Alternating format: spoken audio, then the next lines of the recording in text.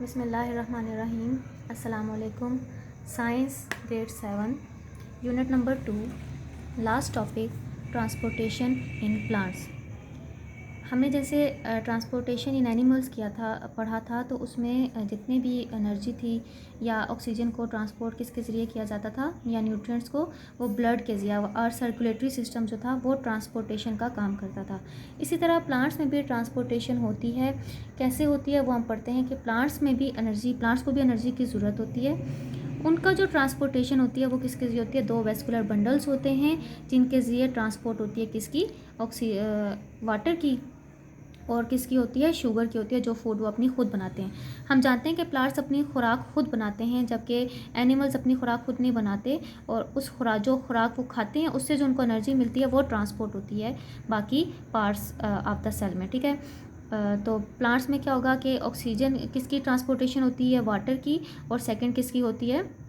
Food की होती है। तो ये ट्रांसपोर्ट किसके ज़रिए किया जाता है? Transportation of food, water and minerals in plants is carried by the specialised structures known as vascular bundles. किसके ज़रिए होती है? वेस्कुलर बंडल्स के ज़रिए होती है। और इन वेस्कुलर बंडल्स के क्या नाम है? इनको क्या कहा जाता है? Xylem and phloem. ठीक है, तो जाइलम का क्या काम होता है?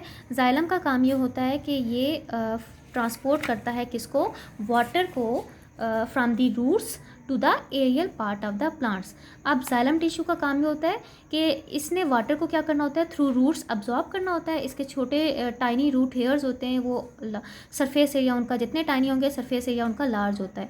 तो वो क्या करते हैं? टाइनी रूट हेयर्स वाटर को क्या करते हैं? अब्जॉर्ब करते हैं, और अब्जॉर्ब करने के बाद जाइलम टिश्यूज़ के ज़रिए वो अब्जॉर्ब जो वाटर है वो मूव करवाते हैं किसके कहाँ पर? Through from the roots to stem and aerial part of the plants, क्योंकि यहाँ से वो मूव करवाते हैं पानी को जहाँ पर पानी की ज़रूरत होती है, फ्रॉम टू द स्टेम और लीफ की तरफ मूव करवाते हैं। तो अब जितना भी बड़ा दरख्त होता है तो ये वाटर मूव होता है फ्रॉम द रूट से ही स्टेम और लीव्स की तरफ मूव होता है। तो वो कौन सी फोर्स है जो इस वाटर को ऊपर की तरफ पुल करने में मदद देती है?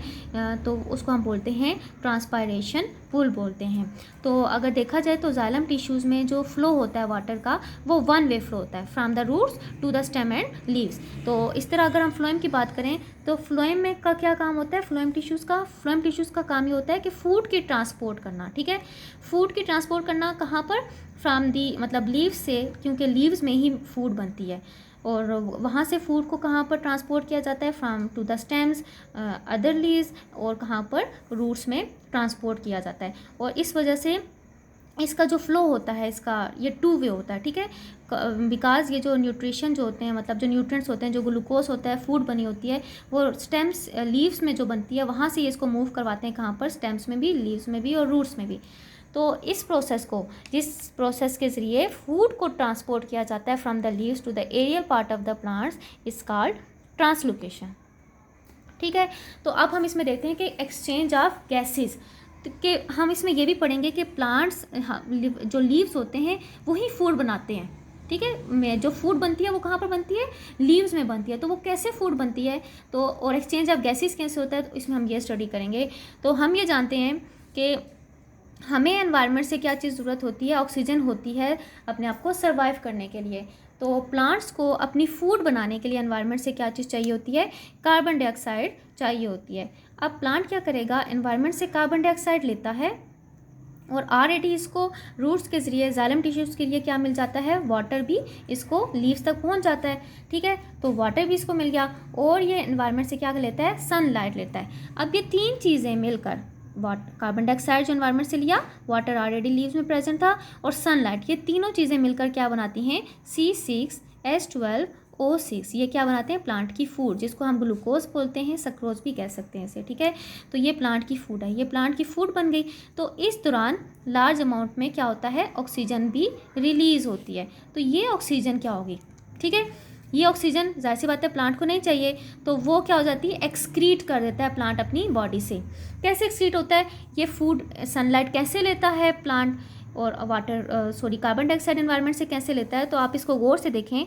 ये उन्होंने लीफ बताया है, और ये लीफ को उन्होंने आगे एक्सटेंड करके आपको इंटरनल स्ट्रक्चर गौर से देखें इसका। तो उन्होंने ये आपको जो चीज़ बताई है, ये इन्होंने यहाँ पर ये चीज़ स्टोमेटा बताई है। होता क्या है कि प्लांट का जितना सरफेस एरिया लार्ज होता है उसमें उतने ही स्टोमेटास प्रेजेंट होते हैं। अब ये जो ओपनिंग आपको नज़र आ रही है ना खुला हुआ, ये होता है स्टोमेटा।